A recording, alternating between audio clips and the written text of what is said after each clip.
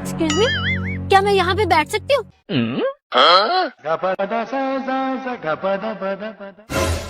शुक्रिया। प्लीज आप मुझसे बात ना करें, मेरी बीवी ने मुझे लड़कियों से बात करने से मना किया हुआ है। अच्छा वैसे आप रहते कहाँ पर है?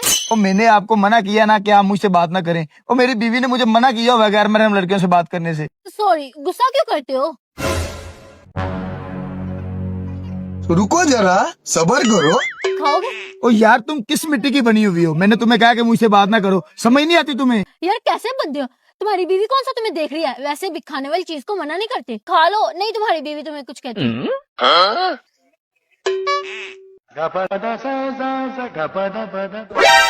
ये लो जूस पी लो।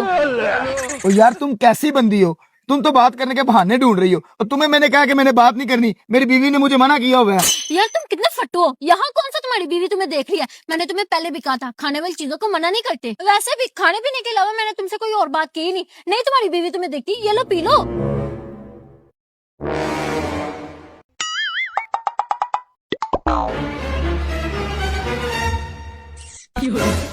ये साला लड़की वेखे नहीं लाइन मारना शुरू कर देता। जो बीवी ने मना किया सी ते क्यों चीज लेके खाती हूँ।